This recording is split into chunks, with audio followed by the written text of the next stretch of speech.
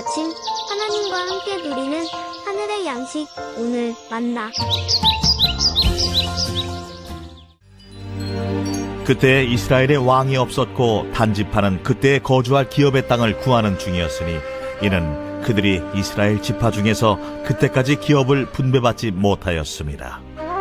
단 자손이 소라와 에스다올에서부터 그들의 가족 가운데 용맹스러운 5사람을 보내어 땅을 정탐하고 살피게 하며 그들에게 이르되 너희는 가서 땅을 살펴보라. 하매 그들이 헤브라임 산지에 가서 미가의 집에 이르러 거기서 유숙하니라. 그들이 미가의 집에 있을 때에 그 레위 청년의 음성을 알아듣고 그리로 돌아가서 그에게 이르되 누가 너를 이리로 인도하였으며 내가 여기서 무엇을 하며 여기서 무엇을 얻었느냐? 그가 그들에게 이르되 미가가 이러이러하게 나를 대접하고 나를 고용하여 나를 자기의 제사장으로 삼았느니라 하니라. 그들이 그에게 이르되 청하건대 우리를 위하여 하나님께 물어보아서 우리가 가는 길이 형통할는지 우리에게 알게 하라. 하니 그 제사장이 그들에게 이르되 평안히 가라. 너희가 가는 길은 여호와 앞에 있느니라. 이에 5사람이 떠나 라이스에 이르러 거기 있는 백성을 본즉 염려 없이 거주하며 시돈 사람들이 사는 것처럼 평온하며 안전하니 그 땅에는 부족한 것이 없으며 부를 누리며 시돈 사람들과 거리가 멀고 어떤 사람과도 상종하지 아니함이라. 그들이 소라와 에스다올에 돌아가서 그들의 형제들에게 이르매 형제들이 그들에게 묻되 너희가 보기에 어떠하더냐? 일어나 그들을 치러 올라가자. 우리가 그 땅을 본즉 매우 좋더라. 너희는 가만히 있느냐? 나아가서 그 땅 얻기를 게을리하지 말라. 너희가 가면 평화로운 백성을 만날 것이요 그 땅은 넓고 그곳에는 세상에 있는 것이 하나도 부족함이 없느니라. 하나님이 그 땅을 너희 손에 넘겨주셨느니라 하는지라.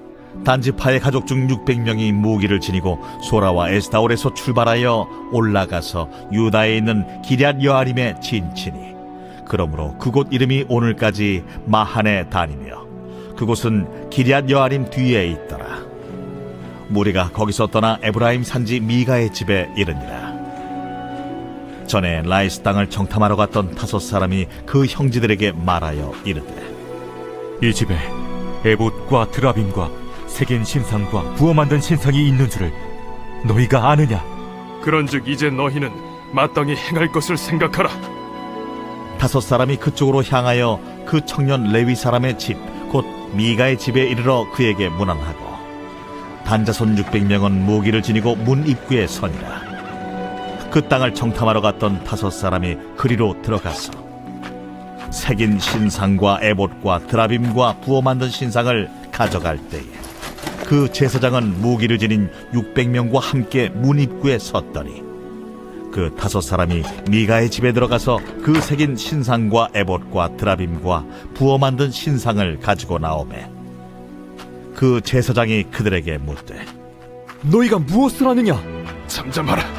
내 손을 입에 대라. 우리와 함께 가서 우리의 아버지와 제사장이 되라. 내가 한 사람의 집에 제사장이 되는 것과 이스라엘의 한 지파 한 족속의 제사장이 되는 것 중에서 어느 것이 낫겠느냐? 그 제사장이 마음에 기뻐하여 에봇과 드라빔과 새긴 우상을 받아가지고 그 백성 가운데로 들어가니라. 오늘 말씀에 보면 그때 이스라엘의 왕이 없다는 것으로 시작되고 있습니다. 이 말은 정치적인 나라를 다스리는 왕에 대한 표현일 수 있겠지만 사실은 이스라엘 백성들의 삶 가운데 하나님의 주권을 인정하지 않는 것을 의미합니다. 그때 왕이 없다라는 말과 자기 소견대로 옳은 대로 행한다라는 말은 사실은 같은 의미가 있습니다. 그들은 약속의 땅을 분배받았지만 이방 세력들을 몰아내지 못하고 두려워하고 하나님께서 주신 기업을 내팽개치고 북쪽의 평화로운 백성들을 습격하여서 거기에 거주하는 것을 보게 됩니다. 하나님이 주인되지 않는 삶의 모습은 이렇듯 하나님께서 주신 약속보다 그들의 필요를 채우는 모습을 통해서 드러나게 됩니다. 우리도 마찬가지입니다. 우리에게도 위기가 찾아오거나 어려운 일이 있거나 또 나에게 꼭 필요한 것이 있을 때에 우리는 하나님의 약속과 그 말씀을 통해 삶을 비춰보기보다 내 자신의 이익을 위해서 수단과 방법을 가리지 않고 결정을 해버립니다.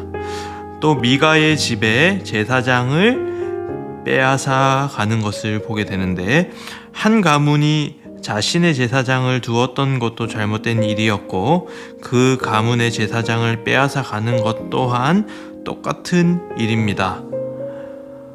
그리고 그 제사장 또한 자신의 이익을 위해서 자신이 일할 곳을 바꾸는 것을 통하여서 하나님보다 자신의 이익이 될 것을 철저히 계산하고 행동하는 것을 바라보게 됩니다. 이 또한 우리의 신앙을 돌아보게 합니다. 하나님은 사랑의 대상이지 사용의 대상이 아닙니다. 하나님은 우리의 궁극적인 목적이시지 목적을 이루기 위한 수단이 아닙니다. 이렇게 순서의 문제가 엉켜버린 이면에는 자신의 주인이 자기 자신이라고 하는 세계관이 깔려 있는 것입니다. 이것이 성경 전체에서 이야기하는 죄의 본질이기도 합니다. 인간이라는 존재는 하나님의 질서와 법이라는 울타리 안에 살아갈 때 가장 인간다운 삶을 살아갈 수 있습니다. 가장 아름답고 안전하게 살아갈 수 있습니다. 그렇게 기능하도록 하나님께서 창조하시고 지으셨기 때문입니다. 하나님의 법과 하나님의 질서를 벗어나는 순간 인간은 불안해지기 시작합니다.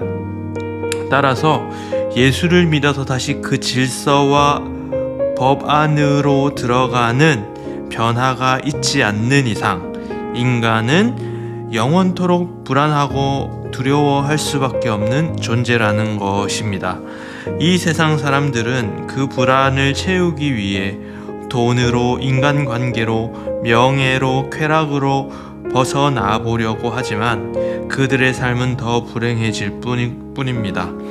오늘 타락한 이스라엘 백성들의 삶은 온통 그러한 불안을 자기 자신의 이익을 위해 살아가는 것으로 채우려고 합니다. 그러나 그들의 삶은 불행할 수밖에 없습니다. 세상은 내가 주인일 때 내 인생이 가장 행복하다라고 말합니다. 그러나 하나님의 말씀은 우리의 삶 가운데 예수가 주인일 때 행복한 인생이 된다라고 말합니다.